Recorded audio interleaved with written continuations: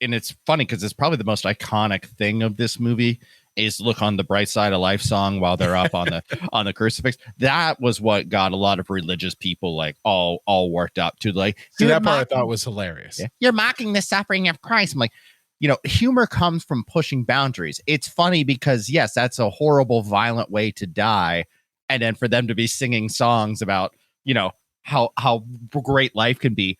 That's the joke, folks. maybe calm down a bit. Oh, goody, goody, here it comes. Welcome to the Cinema Psycho Show. You are interested in the unknown, the mysterious, the unexplainable. That is why you are here. Oh my God, don't stop now! With your hosts, Brian, John, and Elaine. Welcome to the Cinema Psycho Show, the madhouse for film freaks and film fans of all types. I'm your host, Brian Coddington, joined by my fellow co-host and filmmaker, John Woolscroft. Thank you, George Harrison.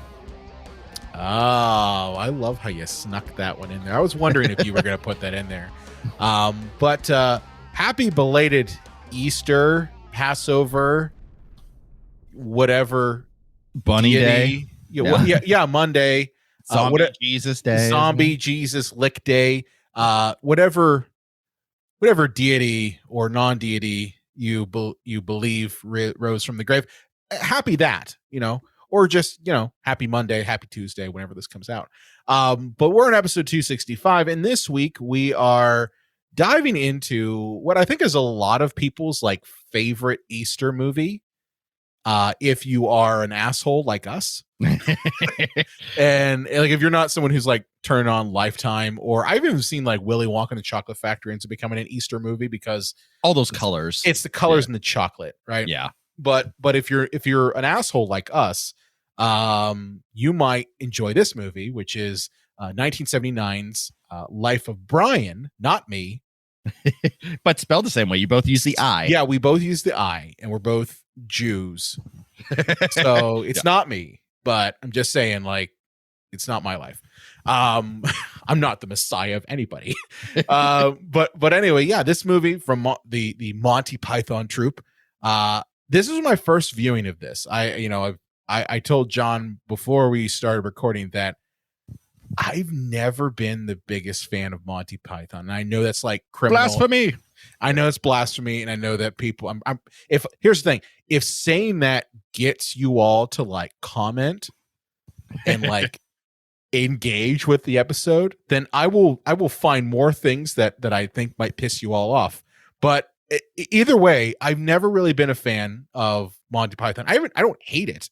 I'm not one of these assholes who's just oh, fuck Monty Python, they're not really humorous. And I'm no, I respect them for what they have brought to comedy, because you would not have the current slate of comedic films and TV if it was not for Monty Python, but I've never been a gigantic fan. John, what about you? I am a humongous Monty Python fan. This is going to be a fun episode. Yeah, this is they are in many ways kind of the foundation of my comic outlook on life. And I was always much more a fan of Flying Circus, the show, than the movies. But I mean, I love the movies too. That's that's the thing I got to do. I got to watch the TV show Flying Circus. Maybe if I watch that, I'd probably like it more. Well, what's so great about it is that they just whatever they thought up, on drugs or not, I don't know. It was totally drugs. It made it to the show as quickly as possible. So sometimes you'll see a sketch where you're in tears, you're laughing, this is the funniest thing I've ever seen, and then there'll be an 11-minute sketch where you don't respond at all. And I say this as a super fan, and I'll be like, when will this ever fucking end? And then the next one will be fairly decent, and then you'll be laughing again, and it's just it's bizarre. The show's almost bipolar sometimes. Yeah, now that you say that, I kind of say I watched Life of Brian yesterday, and there were some moments in it that I'm just this is kind of funny, but then there were a lot of moments where I'm just am I supposed to be laughing at this? Yeah. And I don't know if that was just on purpose, and maybe it's because the humor is different.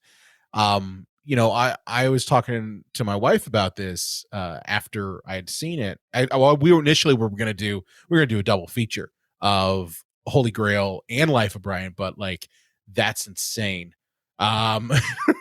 So like initially we were gonna do that, but it ended up being that we just picked on Life of Brian. But the point is, like, I was talking to my wife about it, and we're like, do you like Monty Python? And she's like, nah, not really, but she doesn't hate it. It's kind of the same thing as me. And she had a really good theory about this in that she really feels that Monty Python really, that sense of humor resonates a lot with like Gen Xers.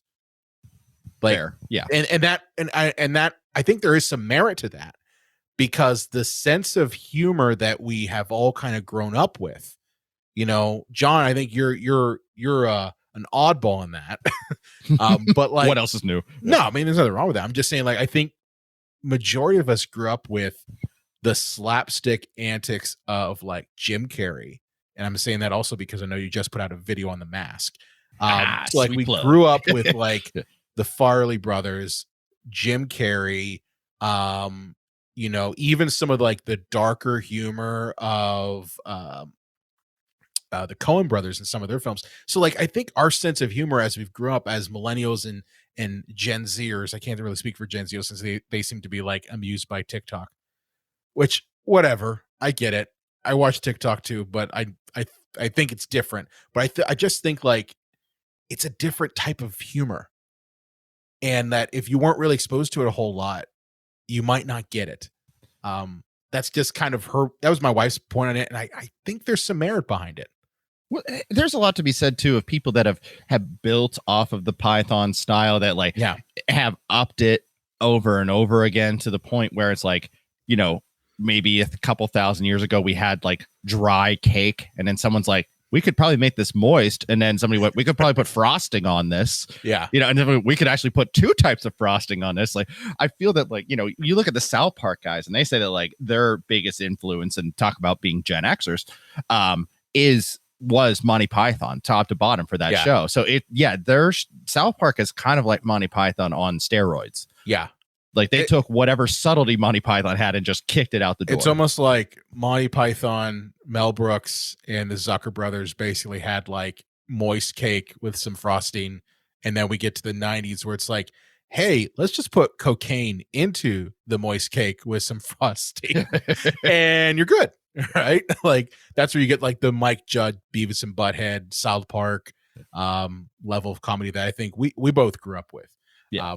But I just imagine in my head, like that scene from Virtuosity where they're describing like Russell Crowe getting infected with all these different personalities, like your brain growing up getting hit by all the Monty Python shit in your brain.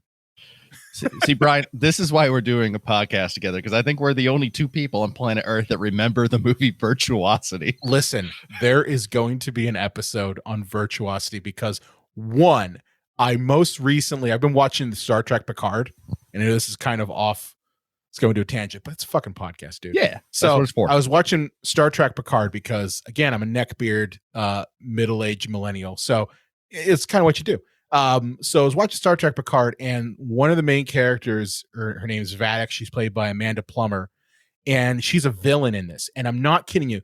There's a scene where she is moving her hands around and composing the screams, and it's a complete fucking ripoff of Russell Crowe in the nightclub in Virtuosity conducting screams. I'm like, somebody watched Virtuosity other than us to get that reference, because I was like, you assholes ripped off of them. But anyway, we're not talking about Virtuosity today. That's gonna be another episode. Talk about Life of Brian. So John, you want to talk to us a little bit about this movie and kind of why it's controversial, because there's a lot of controversy about this particular film. Yeah, well, you know, I think that's a good place to start, because as much as this film is beloved for being a comedy staple, it is ridiculous how much controversy this thing had when it came out. Yeah. And all I'm going to say is that, like, Christians going to Christians and Catholics going to Catholic, like, if you actually watch this thing, there is really like nothing in here to be offended by, like, because in the movie, like, Jesus is still Jesus, like there's nothing offensive like about him. I think that it's one of those knee-jerk reactions without doing any research or looking into anything that, like the Catholic League and all these people said, oh, you're making a movie about religion and the times of Christ and it's a comedy. Like, no, we're not even going to find out what the movie is about. We're just going to like basically riot. And obviously in England, this became one of those video nasties. That's hilarious. Well, what I here's the thing is anyone who does that, you are in essence shooting your platform in the foot, right? Because anytime that you kick up a fuss about a movie or TV show, the public is going to then go watch that movie or TV show. It just happens, that's part of me thinks that the Passion of the Christ stuff, even though that is pretty much offensive towards Jewish people, I think a lot of that media helped push the box office for it, because if it's showing up on the nightly news and showing up on internet blogs over and over again, you're going to be like, well, I want to go watch this and see just how terrible it is. And, I don't think if you hate the movie, that's in essence doing the movie's work for you. All right. And it's the same nonsense with like Dungeons and Dragons and Harry Potter. It's like, it's like, oh, well, there's witchcraft in the Harry Potter books. It's like, well, if you do any kind of research, you realize that people, these like, Catholics came up and went, hey, you guys worshiping that tree. What? You can't worship that tree anymore. And they went, yeah, we're going to still worship these sticks, but you can worship your God over there. It's like, no, we're going to kill you. We'll brand you as evil forever. Yeah. Yeah. Or it's, you can't play those violent video games. So we're going to slap a big rating on the box that sure as hell will not deter you from buying the violent video game. Like I remember as a kid, I would only buy video games if they had an M on them. Yeah, makes sense. Yeah, like I'm being serious. Like I would look and be like, "Oh yeah, that's an M. I want that." I preferred Super Nintendo as a kid, but Mortal Kombat on Sega had blood. I had Genesis and I had PlayStation. But like my point is just that every time that someone or some group tries to quote unquote protect the public by publicizing a quote unquote bad thing, you are in essence doing the media marketing outreach for that thing, for the thing you hate. Well, right? it can absolutely quell it though sometimes. Like you look at Silent Night, Deadly Night, like eventually when it came to like VHS and beta and all that, like that eventually did get a life of its own. That was a different time though. Right. That wouldn't work nowadays. But what's interesting about that movie is that they were all upset because they thought the actual Santa Claus was murdering people in the movie, but and they were wrong. But if they actually watched the movie, they would realize that what they really should have been upset about is how the movie is so anti-Catholic. Yeah. It's not even funny, but they didn't even bother to watch it to know what they actually should be upset about. No. But this movie, Life of Brian, has a ton of controversy. Like at the time, it was video nasty. Said I even saw reports that some people said that this was an anti-Semitic movie. Now, speaking as a Jewish person, well, listen, I'll be the first to tell you this. I am the most non-Jewish person out there. I don't go to synagogue. I don't do any of that shit because I don't really believe in that stuff. I'm not an atheist. I'm just more or less like I don't presume to know, which I think most people should be. Well, when we were in grad school, you and our friend Grant, we said it was good I was Jew a and terrible Jew. Yeah. Yeah. No, he said I was a terrible Jew. We literally were I remember we were in the car and we were driving around Squirrel Hill one day, and he even pointed out, he's like, do you know what those things are? And they were like the string things that are on the shirt. And I didn't. And I'm like, I don't know. The string things on the shirt. He's like, you're a terrible Jew. Like, okay. I also like bacon and pork. Like, yeah. I'm sorry. Like, I also love shrimp. I could never be Jewish if I couldn't have bacon. No. Well, first of all, that they're just like with Catholics, there are different sects of Judaism, and there's like the ultra conservatives that are like that, and then there's also like the reformists. And Grant was, I think, more reformed than anything, but he was way more of a Jewish person than I was. But no, it's funny because like I didn't see anything offensive in this. If anything, I saw it more as like more in line with my personal beliefs than attacking them. You know what I mean? Yeah. And I think that was mainly because like it on multiple levels, even though I'm not 100% like a fan of the humor, on multiple levels, it attacks politics. It attacks the concept of religion. Yeah. So like this movie really does attack that. But like it doesn't do it in a way that says, you know, your religion's bad, because it's attacking all of them. Right? Well, some of these things that are suggested to are just absurd. Like somebody was really bothered by the fact that he said, you know, the wise men would never have approached the wrong stable. It's like, for God's sakes, these are jokes. These jokes. These are the jokes, folks. And that's like the fact that anyone would complain about that is asinine, because it's a comedy.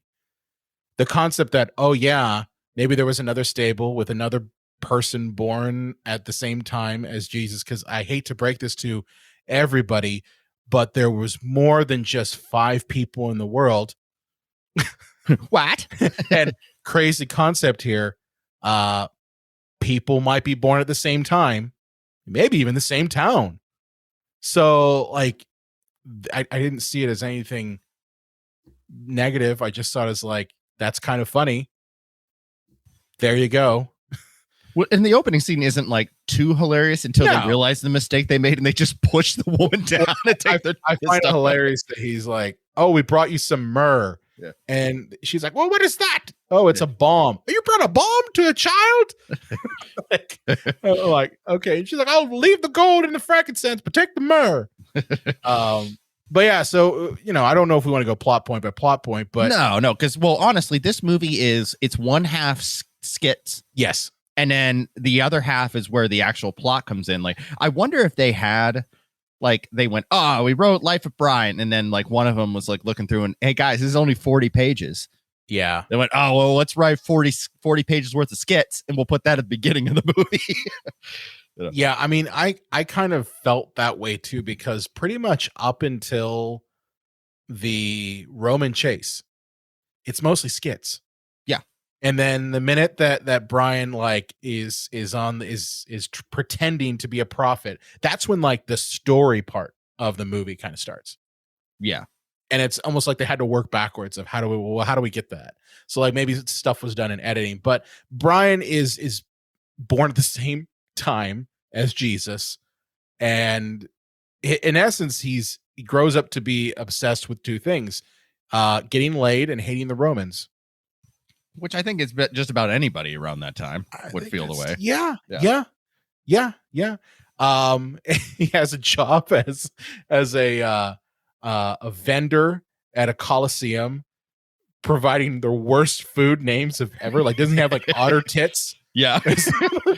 And he goes to the People's Front of Judea group, and he I thought this was funny. He's like, does anyone want any otter tits? And he's like, I don't want any of that Roman food.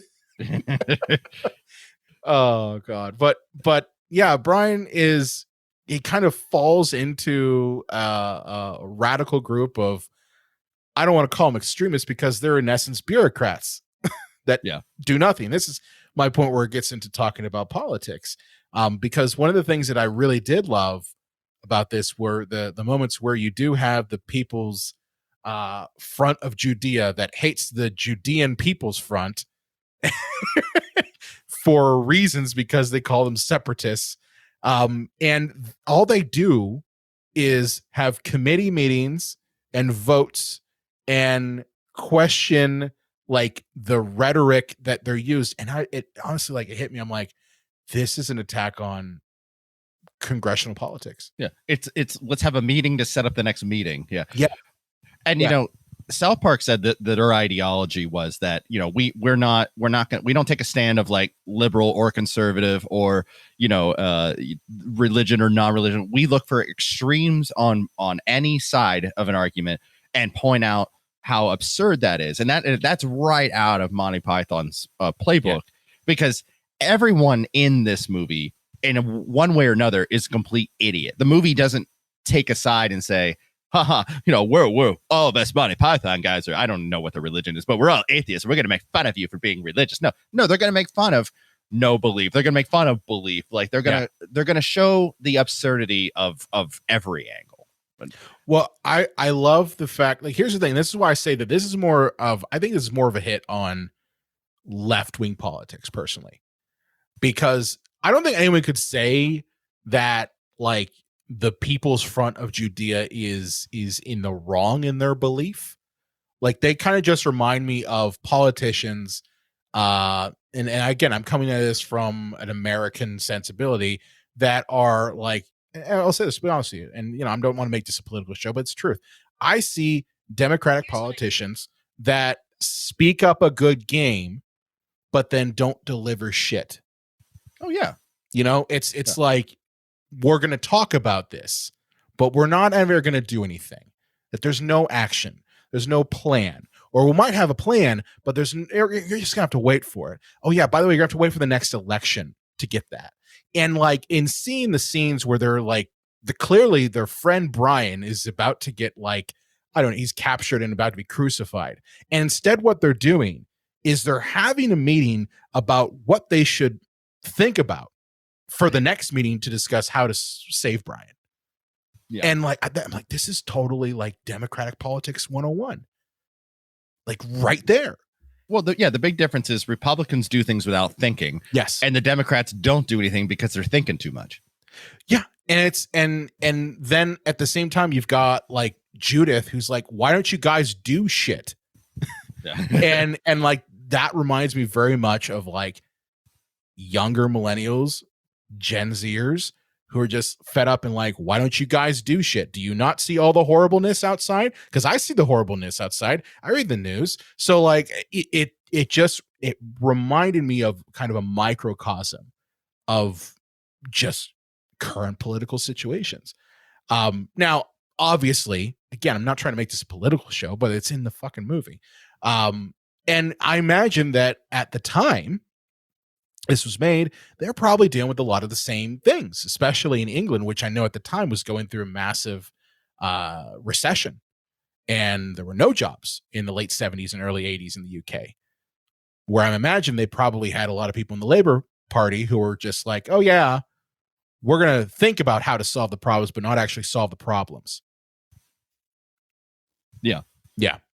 So the funny thing is, the movie, people should have been more offended by the attack on like their political beliefs than a non-existent religious attack. Well, it's because they wrapped it up in a religious bow. That's why. Yeah.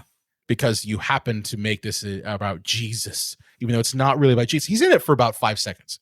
Yeah. Literally 5 seconds. I'm glad that I like this movie as much as I did, because like sometimes when you're told something wrong about a movie and then you see it, like it kind of ruins it for you, even though it shouldn't.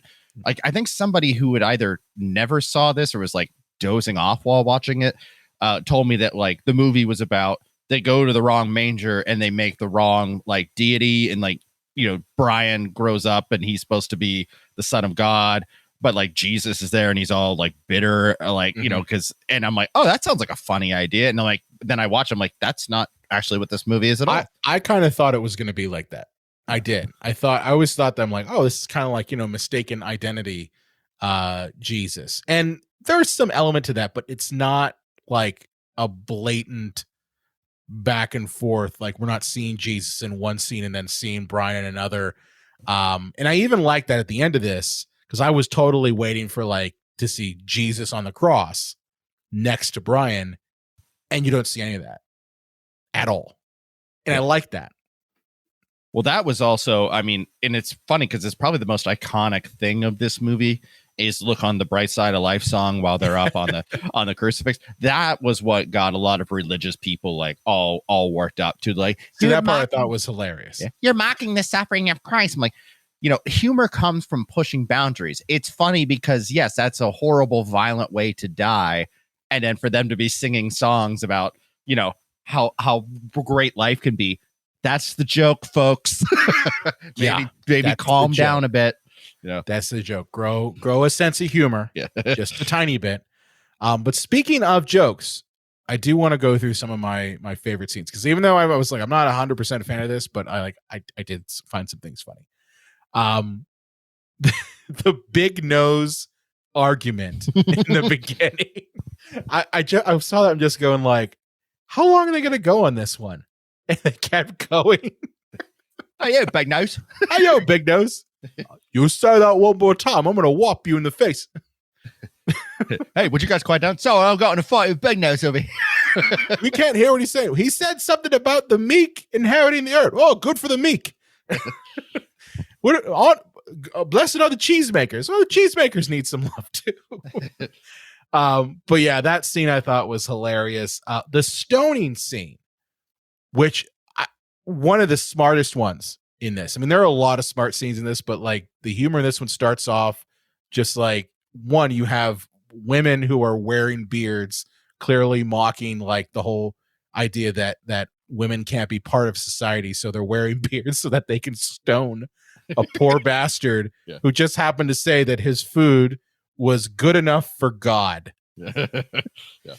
And you know, then leading it to, you know, the name Jehovah being said, you can't say that, it's blasphemy, and just the back and forth of that I thought was hilarious. That was the most organized, like, comic, like who's on first thing in the whole movie, you know. Yeah.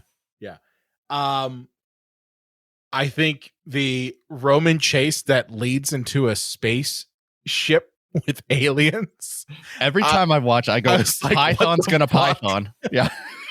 I saw that, I'm just like, what the fuck? I think I literally had a moment where I'm just like, what the fuck is going on? And I mean, I clearly had seen like Holy Grail before this, so I'm like, okay. But then you like see these space aliens with one eye turn around, you see Brian like, holy shit, I'm in a spaceship. And like it just kind of reminded me like this is probably where like Family Guy got the chicken fight from. Oh yeah, or like the Queer Eye for the Straight Guy episode of South Park ending with them being crab people. Yeah. Yeah. But like the space aliens clearly fly away from space, get shot down, fall back into the city, and Brian just gets out. I really love the and this is again a big one, the biggest dickus scene, which I think this is probably like everyone's favorite. Incontinence buttus. Incontinence buttus.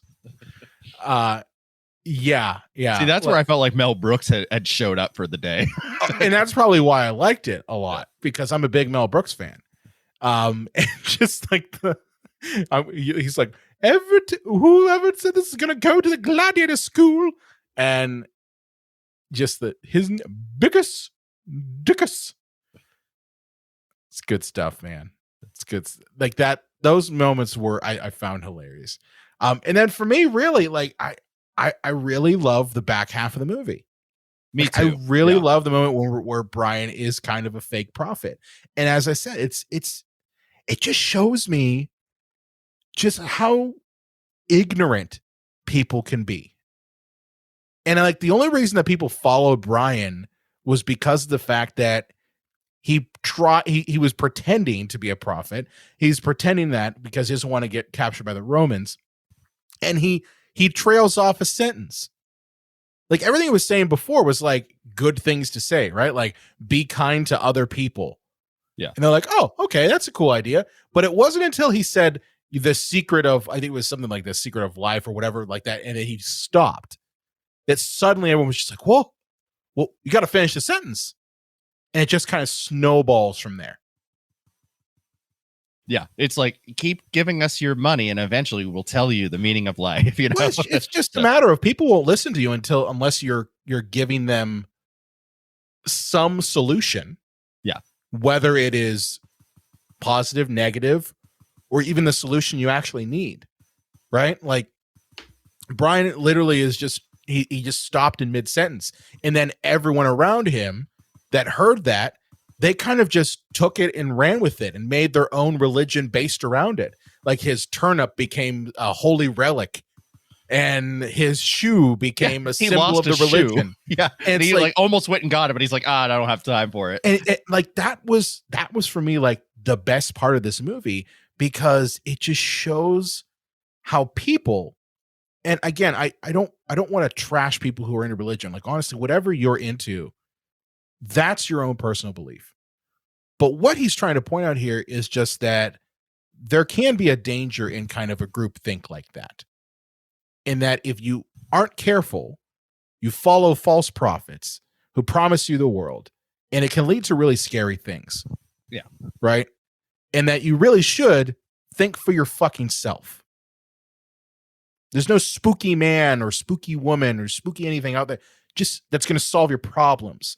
There's no guy on the street corner who's got the solution to everything. And there's also no asshole on TV who's going to charge you, $5 to fund his church that's going to give you the solution either. It's yourself. Solve the problem for yourself. Look to the answers in yourself. And I think people don't like that. But I love that this whole back half of the movie really, in a very smart way, hits the nail on the head about it. And I would say that it would make sense for zealots to be upset about this part of the movie, but I don't even think they even got this far. I don't think they did either, because this is like the climax in the movie. This is right towards the back half of it, where but I think they got upset with the fact that it is a comedic movie that has potentially religious elements in it. Oh, and even just having a representation of Jesus on film, like even if you're making a religious film, that was even considered like, whoa, hey, be careful, dude. What are you doing? I mean, I don't know if that's the case. I think it was more like the any representation of Jesus prior to this was always like, an epic, like Jeffrey Hunter playing Jesus in one of those movies from the 60s and 70s. Like it's just a matter of people had in their head of what type of movie Jesus being in it is going to be. A drama about the passion, and there you go. And anything else than that, and we don't want it. But it's like, well, you're doing this, but you're adding comedy. Well, fuck you. Yeah. Yeah. Brian, what do you think about the fact that the Python boys play like 11 characters each in this movie? I love that. I absolutely love it. And I kept looking, I'm like, okay, how are they going to cut this thing so that Eric Idle can play 50 people? Yeah, I think he has. I think he's like the Nick Fury of this movie. He's in the he most. Ends up being the big nose guy who gets taken off the cross pretending to be Brian. Yeah. I'm just pulling your leg. I'm not Brian. I'm not really Brian. And then he's at the same time, he shows up back on the cross to sing. Well, remember that bright side of life. No, that's the guy with the beard, Brian. That's a completely different human being. Oh, I know. But I love the fact that they're playing multiple characters. I think if they had actors, like actually got actors to play these roles, and they weren't playing it themselves like 50 times over, I don't think it'd be nearly as funny. I think there's something to be saying to having everyone having the same face on multiple people. I did like that. Like Terry Gilliam did look different most of the time, but like John Cleese made no effort to appear different. Just wore a different hat. He wore a different hat. Like even in Holy Grail, he at least wore like a mustache at one point. Yeah, or a beard at another point. And then this one, he's just like, just give me a different fucking hat. Give me the Roman hat, and then I'll put the yarmulke on, and then I'll do it. Yeah, so like. Terry Gilliam, I noticed he ends up always kind of looking different. Like even in Holy Grail, he looked different compared to everybody else. He's not the one afraid to put makeup on. Yeah. I guess. Well, he ended up being like the successful filmmaker out of the group. But I was going to say. Interestingly, Terry Jones directed this. So I assumed in my back of my mind that, Terry Gilliam probably directed this, kind of like where he got his start directing, but no, it was actually the other Terry in the group. I remember reading somewhere that John Cleese was all pissed off that Graham was the lead of the movie. I think he saw it as a front on him being tall and arguably handsome. It's like, why is he the star, not me? You know, Well, because he was the star. I don't know. I mean, he also plays Biggest Dickus. yeah. What were your thoughts on kind of how this movie almost didn't get made? Because it almost didn't get funded, right? And you alluded to it at the top of the show. Yeah. It was obviously a lot of people see this as toxic, and they don't want to touch this with a 10-foot pole. And I remember people saying, of all things, like, don't make a Batman movie in 88 because of like Howard the Duck and Superman 4 and all that. It's amazing how, if something either isn't successful or is controversial, they immediately go, no, don't touch that with a 10-foot pole. But then George Harrison, yes, the Beatle, said to him, he read it and said, hey, this is funny. I'm just going to give you guys the money and get some guys together to get you the money, and we'll just make this independently. Well, didn't their production company even like step away from it at one point? I believe so. Yes. I think like the company that was behind it, that was giving them money, it stepped away, and George Harrison kind of came in and said, "Here you go, have some money." Yeah. Cinema International Corporation, I believe, or Kick. Kick. Yeah. But I mean, it's funny that like I don't find this movie nearly as offensive as it was back in '79. I think that is just we've been exposed to way more. Oh yeah, I don't really find anything offensive in this. Like, no, speaking of like South Park, I just recently played the video game Fractured Butthole. Oh God! And there's a point in the game where you're at the strip club, and as 9-year-old boys, you have to like give lap dances to these two guys because they're so drunk they think that you're women. And I'm like, I'm not. For the first time in my life, Trey and Matt, I'm not really comfortable with where this is going. Having these boys grind on grown men.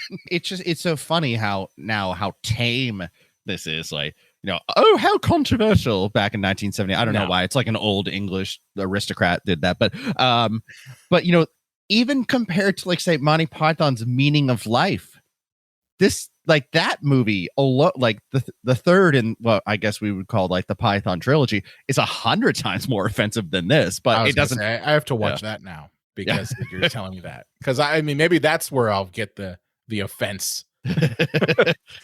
Yeah, but what one thing I did want to bring up.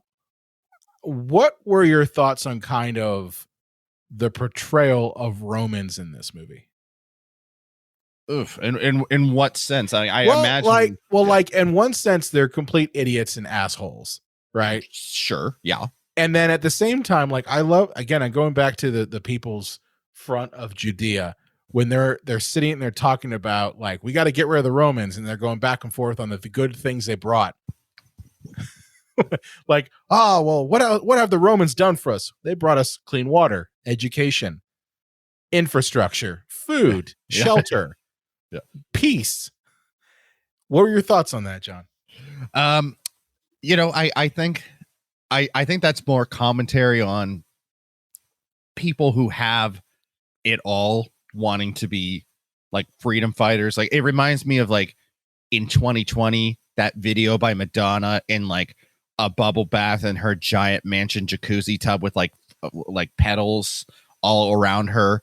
There were probably like $100 a pedal, saying like, the great thing about the pandemic is it makes us all equal. And like, Madonna, fuck you. No, it doesn't. Is that sometimes it's very easy to get distracted by, if you are somebody that has just enough privilege, you get distracted by what you do have that other people who don't have it would be like, yeah, your life really fucking sucks.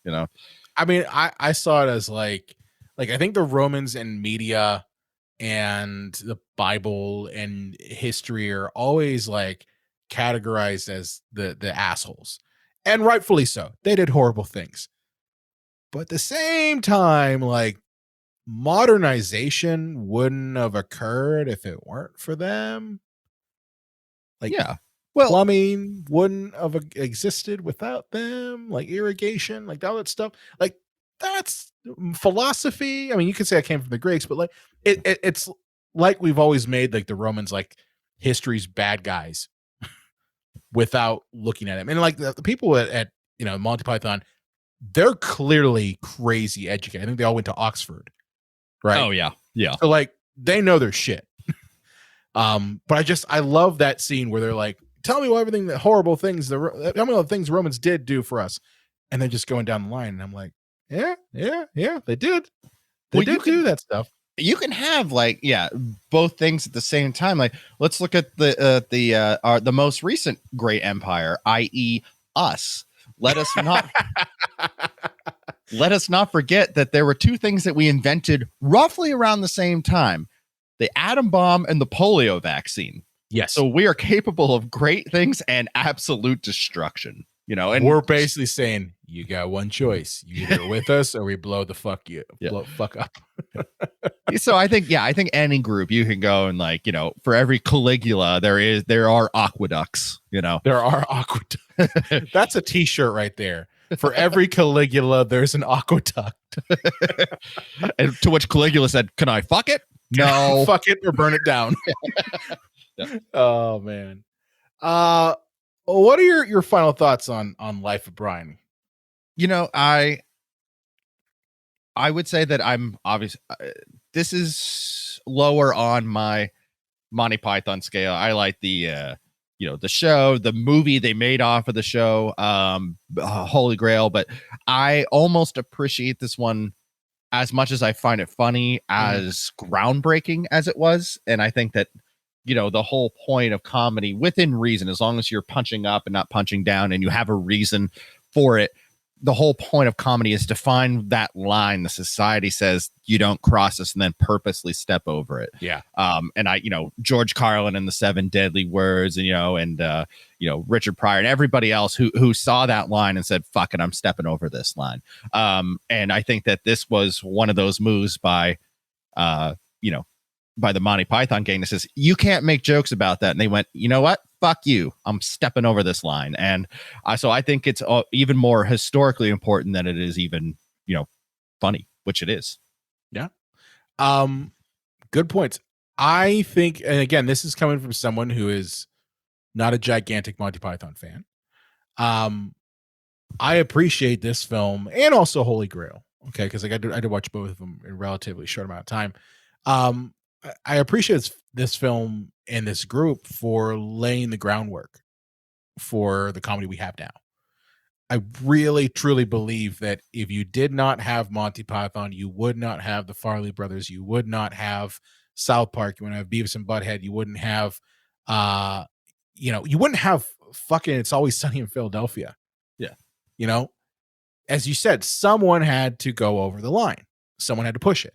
And every time that someone does go over the line, someone does push it, it normalizes that comedy, then necessitating that it gets pushed further and further, which, depending on your point of view, can either be a negative or a positive thing. I think it's a positive thing because that kind of, whenever you're doing satire, whenever you're doing comedy, it is a comment on society. Because sometimes all the horrible things that happen on a daily basis, the only way you can deal with them is to fucking laugh at them and to poke fun at them and to poke a stick in the eye at horrible situations. And this movie does that in spades. But I really believe that you wouldn't have what we have now without him. I don't see this movie at all as offensive. Like, I seriously don't. I'm just saying that as a quote unquote Jewish person. Sorry, Grant. You could say I'm not, but apparently, according to our people, I am. But my point is, like, if you look at this movie as a whole and you look at the themes of it, you'll see that it is much smarter than just a yuck movie. It's got some substance to it. And I think that's the big takeaway from it, is that it does it on a bunch of different levels. Word to your mother. Well then, this is a good conversation. I like how we didn't go completely off the rails into fuckity fuck land. Yeah, we didn't land in the spaceship with the one-eyed aliens. No, like they we did. didn't. No, we didn't. No, we didn't. Anyway, with that said, happy Easter Zombie Jesus Day to you, John. Happy Zombie Jesus Day to you too, sir. Thank you. I appreciate it. Jesus is my favorite fictional character. Wait, no, Darth Vader, Indiana Jones, Jesus. Oh, I'm glad this is right at the end, which maybe half of our audience listened all the way through. But with that said, John, where can they find you at on the internets? You can find me at Instagram, Twitter, Facebook, and over at JDubs Video Nasties. I don't know when you are listening to this, dear listener, but when we recorded this a few hours earlier, I dropped my new episode on The Mask. I saw that. I haven't yet watched it all yet. I just saw like the first couple minutes of it because I was at the park with Coco, and I'm like, I gotta watch this another time because I'm watching that while trying to watch her climb like monkey bars, which is dangerous. But yeah, it's definitely a good one. I think it's also a good companion to, because you did one on Ace Ventura, didn't you? Yeah. I didn't even realize I used the same opening as I was writing it. I'm like, this sounds familiar, and I realized I used the same opening for Ace Ventura and Tim Allen for the Santa Claus, and I called myself out at the beginning of that video because I said 1994 was the year of Carrie. I'm like, that's how I started the Ace Ventura one, and 1994 was the year of Tim Allen for the Santa Claus video. I'm like, well, I'm a repetitive hack. I mean, you're not wrong. Like you're just not wrong. But no, it's definitely a good video. You gotta check it out. I'm looking forward to watching the rest of it. You can find me at Brian Connington on Twitter. I am also running the Psycho Show page. Be sure to follow us on Facebook, Twitter, Instagram at Psycho Show. We are also on the TikToks at Cinema Psycho Show. Find us there. Might be a video there. I don't know. Playing around with it. Also, if you want to scream at us, because maybe we crush your delicate sensibilities, you can find us on our Discord channel. The link to it is in the description of this episode, so look at that. And I'm serious about that. Like, if you want to have a conversation about Life of Brian, maybe you liked it, maybe you didn't like it, let us know. Seriously, I'm all for that. I'm all for engagement. Okay, engagement. But check out our Discord channel. It's in our show notes there. You can also contact us the old-fashioned way via email at cinemapsychoshow.com. And be sure to follow us wherever you listen to audio, and we will see you next time. The old Catholic prayer, spectacle, testicles, wallet, watch.